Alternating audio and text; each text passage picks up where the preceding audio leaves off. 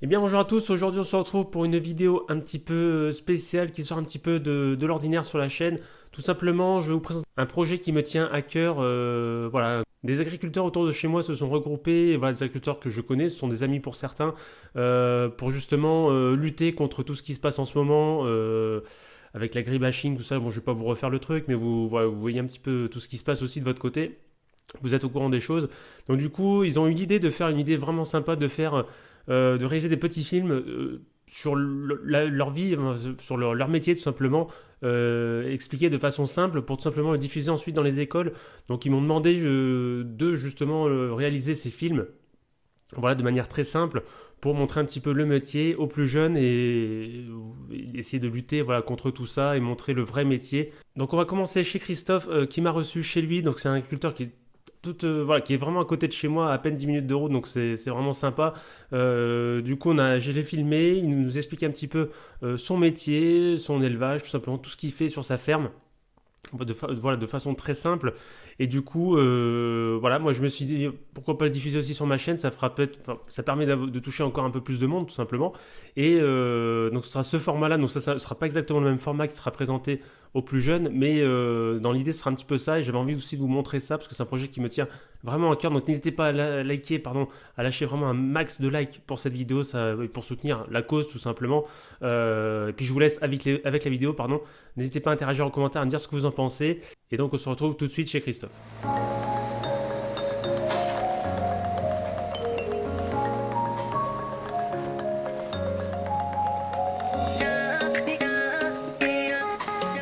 Eh bien bonjour, aujourd'hui on se retrouve chez Christophe sur une exploitation pardon, d'élevage donc sur la commune de Sansa, tout proche de Vichy, dans le département de l'Allier. Donc on est avec lui et on va faire un petit peu le tour de sa ferme, voir un petit peu tout ce qu'il fait sur sa ferme, la production, enfin son élevage tout simplement. Et on est aussi avec son fils Ilan, voilà. Une partie de ces bêtes qui sont là. Voilà, donc après Christophe, si tu veux peut-être te présenter un petit peu. Comme ça. Bonjour, Christophe Binet, agriculteur à Sansa. Donc on est en GAEC, donc c'est une société avec David, on est deux associés sur l'exploitation. Notre ferme s'étale sur une superficie de 295 hectares environ. Et donc on est en polyculture élevage. Donc la polyculture élevage, c'est donc on a une partie comme son nom l'indique, élevage, vache charolaise, donc c'est allaitant, qui est faite pour produire de la viande. Et donc une partie culture, tout ce qui est céréales, on fait du blé, du colza, de l'orge, un petit peu de maïs et du tournesol. D'accord. Et une partie de nos céréales servent en autoconsommation, c'est pour nourrir nos bêtes. Des génisses de 2 ans qui auront 2 ans et qui vont passer en reproduction, qui feront leur premier veau l'hiver prochain.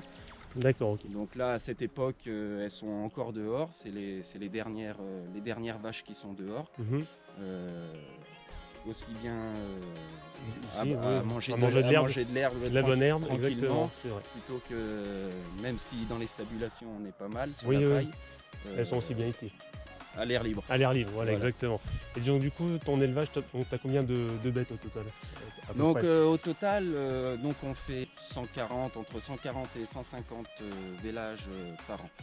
D'accord. Donc après, on multiplie, si tout va bien, par 2 avec le nombre de veaux. Ouais. Et puis nous gardons, tous les ans, on renouvelle notre cheptel, avec une trentaine entre 25 et 30 génisses par an, pour remplacer les vaches. Les vaches, soit les vaches trop vieilles, des vaches qui ont des problèmes d'articulation, ou qui ont eu quelconque soucis. Bien sûr, c'est normal. Donc voilà. Voilà un petit peu pour cette présentation. Après on peut peut-être essayer un petit peu de les approcher, on va voir, c'est pas sûr, mais on va essayer. Là elles sont bien, c'est vrai qu'elles sont bien ici. Là elles sont bien. Il y a de la place. de l'herbe, il y a ce qu'il faut.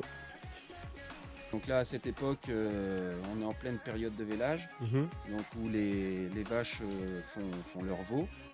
Donc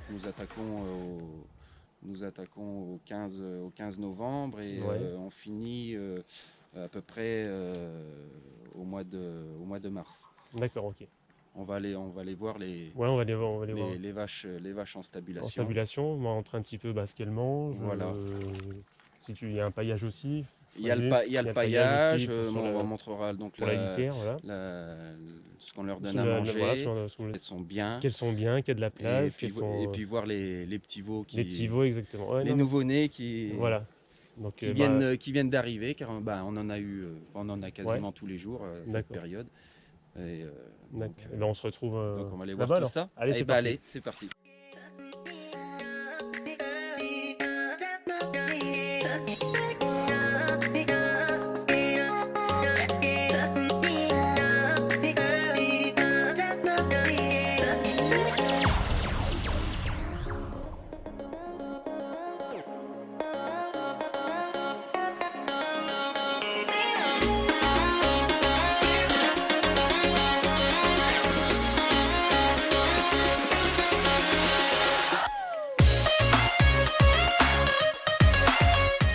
Donc on se retrouve donc à ta ferme, Christophe. On va parler un petit peu alimentation des bêtes.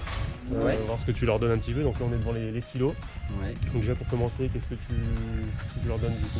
Alors tous les matins, nous on les nourrit en deux fois. Mhm. On passe une fois le matin et on leur redonne le soir. D'accord. Donc le matin on leur donne toute la partie fourrage, Ouais. donc foin sec et puis foin en rubanage. Donc je vous D'accord. expliquerai tout à Ouais, l'heure on ce ira que voir c'est ça parce après, que ouais. c'est déjà fait. Mhm. Et puis le soir on leur donne donc de la pulpe de betterave. Ouais. Et puis pulpe de betterave et puis tout ce qui est céréales. Céréales, ok. D'accord. Donc Voilà. c'est bien en deux parties. Et on repousse le foin après le soir Oui, bien sûr, ouais. pour la nuit. Pour la nuit, ouais, d'accord. Voilà, ok. si jamais ils ont un petit creux la nuit, qu'elles Ok. puissent manger. Ouais, voilà, ouais. Donc, D'accord. voilà. Donc je vais vous montrer. Donc en fait la pulpe de betterave c'est de la betterave sucrière, Mhm. donc qui est cultivée. Nous on en fait de la betterave sucrière et quand elle part à l'usine, Mhm. une fois qu'ils ont récupéré le sucre, donc c'est-à-dire qu'ils broient la betterave. Et on sent que ça sent la betterave là. Ça sent la Ah, betterave. ça sent ouais. même, ça sent bon. Et donc en fait ils broient, ils extraient donc le liquide, Mhm. le jus Le jus, de ouais. betterave pour Ouais. fabriquer Pour le le sucre. sucre, ouais. Et après en fait à la sortie des machines, voilà ce qui sort. C'est des copeaux de betterave De betterave, ouais. sucrière. Mhm. Et ça les vaches Elles en raffolent. Elles en Ouais. raffolent. Et puis Et après, donc, donc tu disais... on a à côté un silo d'ensilage D'ensilage. de maïs. Ok, on va aller voir ça. La pulpe de betterave, on donne ça qu'aux vaches qui font des veaux. D'accord, ok. Parce que c'est une nourriture qui est quand même relativement Riche, ouais. et saine.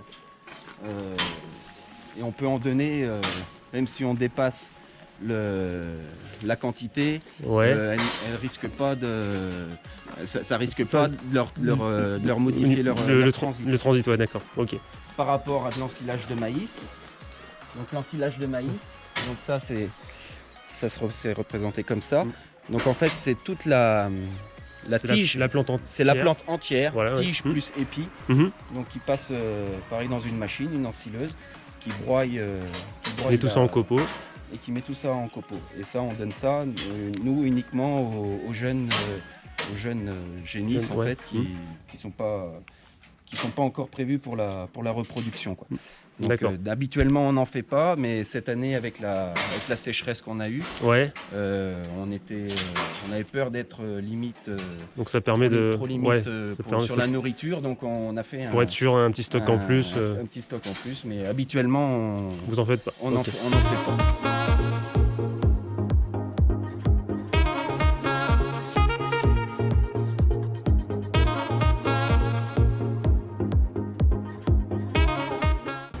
Donc là, on se retrouve donc, dans la stabulation où il y a la plus grosse partie de tes bêtes. c'est ça? Ouais, c'est ça. Donc ici, dans explique-moi un petit peu comment ça se passe du coup. Donc ici, pour la période,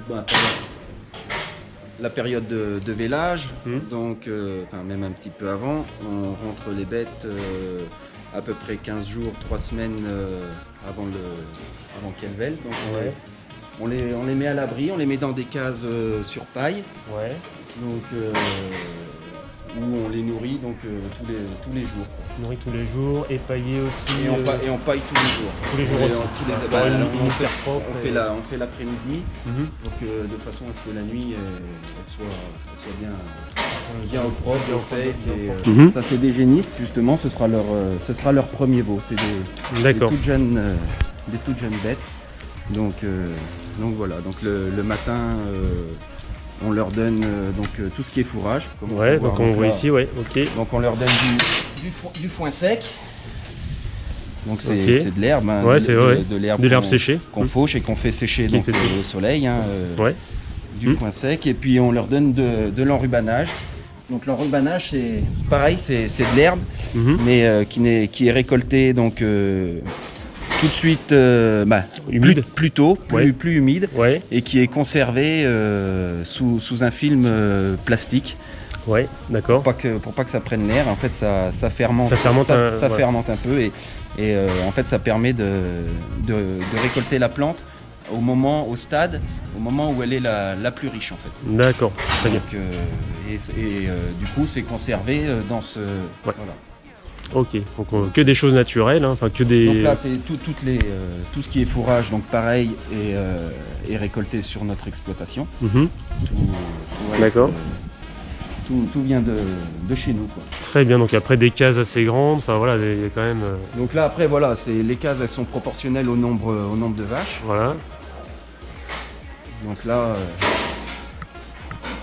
là comme on est à peu près à la moitié des vélages, donc on a encore un petit peu de place. Donc là c'est ici là une vache qui a vélé récemment. D'accord. Son petit veau. Donc là, on l'a mis dans la case à veau, parce que pour le moment, de chaque côté, les vaches n'ont pas vélé. Donc c'est juste du provisoire. On l'isole en fait pour qu'elle s'habitue à son veau, que le veau s'habitue à sa mère, qu'elle le reconnaisse bien avant de la lâcher dans les cases qu'on va voir tout à l'heure avec toutes les autres vaches et les autres veaux. Là, on est devant une case à veau. Donc en fait c'est l'endroit où ils peuvent venir tranquillement se reposer sans être embêtés par les autres. Par les autres, les autres quoi, en fait, ils s'isolent. Donc il y a des passages. Je vais vous montrer. Ils font ce qu'ils veulent en fait. S'ils veulent venir se reposer, ils viennent se reposer là. S'ils veulent aller téter leurs mères, ils vont téter. Vous voyez, il y a un passage là. C'est juste ça passe bien. C'est juste un passage pour les veaux. Les vaches ne peuvent pas rentrer. C'est à eux, voilà, c'est leur coin à eux. Et après, s'ils veulent aller voir leur maman, ils y vont quand ils veulent. Ils y vont quand ils veulent. D'ailleurs, vous voyez, la vache là, elle peut pas passer. Et là, ils sont elle appelle son veau. Donc voilà, donc après on les surveille. Donc on a des systèmes de caméras. Je sais pas si on les voit. Si on les voit, ils sont en haut là, donc c'est une caméra pour surveiller la nuit sans forcément venir tout le temps. Voilà. On peut surveiller. Si on voit que ça se passe mal, on se lève et on vient. Si on voit que tout se passe bien, on reste dans notre ligue. Exactement. Voilà. Il y a toujours une surveillance sur les bêtes en continu. Il y a toujours une surveillance. On a des caméras, on en a une aussi donc dans la stabulation, là-bas, dans la grande stabulation. Donc ensuite, en alimentation, on les complète aussi, on leur donne des céréales qui sont produites sur notre exploitation aussi. Comme je disais tout à l'heure, en culture, on fait du blé et de l'orge. Donc nous, on leur donne de la farine d'orge. Donc on a un système de moulin et pour aplatir le grain. Donc en fait, c'est tout simplement des graines d'orge qui sont aplaties, qui sont écrasées. Voilà. Donc et on donne ça, on leur donne. C'est de l'énergie. C'est de l'énergie c'est ça. pour les. Et donc les en bêtes. mélange avec autre chose ou... Donc, et on mélange avec Ah. un tourteau. Un tourteau, ok. Alors le tourteau, c'est exactement le même principe que la pulpe de betterave tout à l'heure. Mhm. Donc là, c'est du tourteau de colza. Voilà. Donc en fait, ça c'est tout simplement quand on fait l'huile de colza. Donc on Mhm. va livrer le colza donc dans une usine qui va presser les graines de colza pour en sortir le jus. Et une fois que le jus est sorti, en fait, ça sort plein de petits. On appelle ça des bouchons. Des bouchons, ouais. C'est des petits granulés en fait. Compressés. Et... Compressés, c'est les déchets le reste du colza. Du colza, ouais. Il y a l'huile Donc, qui est extraite et il y a ça, du voilà. coup. Donc ça, c'est un complément qu'on complète avec la farine. Ok. Donc là, on va voir David. David qui va boucler le veau. Donc en fait, le bouclage, c'est une petite pancarte donc qu'on met aux oreilles des veaux. En fait, c'est la carte d'identité de l'animal. De l'animal, ouais. Donc en fait, ça nous permet déjà nous de le repérer. Mhm. Donc chaque animal a son identification. C'est obligatoire. Mhm. Il n'a pas beuglé, Ouais, non. ça lui a pas fait mal. C'est une boucle d'oreille en fait. Et en fait, depuis cette année, on a donc sur une des deux boucles, il y a un petit prélèvement de cartilage. Pour déceler l'IBR. Voilà, qui part en analyse. Donc les numéros du veau. Qui part en analyse. C'est une petite canule dedans. Donc dans le petit tube, il y a un petit bout de cartilage. Ouais, ok. Et tout simplement pour être indemne IBR. Quoi. Donc ça part. Ok. David va envoyer ça à la poste. La poste. Et Donc après, partir tu au dis que c'était laboratoire. intéressant après pour toi pour la commercialisation, enfin pour la vente. Donc après. en fait, Ouais. voilà, être indemne IBR, C'est ouais, pour une commercialisation, il nous oblige, certaines personnes, enfin certains acheteurs veulent qu'on soit indemne IBR. Donc ça, c'est un processus qui, cette année, n'est pas encore obligatoire, nous on le fait. Mais par contre, à partir de l'année prochaine, tous les éleveurs auront l'obligation de faire ce prélèvement Du cartilage, ok. de cartilage. Il se porte très bien. Ça ne le gêne pas. Donc ça, c'est un veau qui a 2 jours. Il est isolé avec sa mère, tout simplement, comme le même principe que tout à l'heure, pour qu'il s'habitue, que le veau s'habitue à sa mère. Et puis après, une fois qu'il se débrouille tout seul, on le mettra en stabulation avec les autres vaches, et puis qu'il fasse comme les autres, aille dans la case de vélage, dans la case à veau s'il veut être tranquille, ou aller voir Ok. sa mère, il sera tranquille. Donc on se retrouve vers ton stock de paille en fait, c'est ça, hein, C'est ça, c'est stock. le stock de paille donc, qui est à l'abri. qui est tout à l'abri, ouais. Donc la paille chez nous, elle a 2 utilités. Principalement le paillage, hein, pour faire une Ouais. litière, pour faire le lit des vaches et des veaux. Ça, ouais. Et puis on leur donne aussi, on complémente, on leur donne de la paille à manger à volonté. Si jamais le foin ne leur suffise pas, Mhm. elles peuvent manger de la paille à volonté. Donc Ouais. qu'on met dans des râteliers, dans les cases. Donc, voilà. Voilà un petit peu le stock. Donc tu leur donnes donc vraiment pour les combler, c'est ça, c'est ce que tu expliquais. c'est pour les combler, pour les faire ruminer, pour tout simplement. Voilà. Donc et c'est de la paille, pareil, qui est produite sur notre exploitation. Tout est produit sur la ferme, c'est ça qui est. Tout est produit, tout ce qu'on leur donne à manger, mis à part il n'y a que le tourteau de colza. Oui, voilà, oui, Bon, ça tu peux pas le faire, ce qu'on qui est normal. achète. Mais après, le reste, tout est produit sur la ferme. On va avoir fait le tour. Ouais. J'espère que ça a été simple.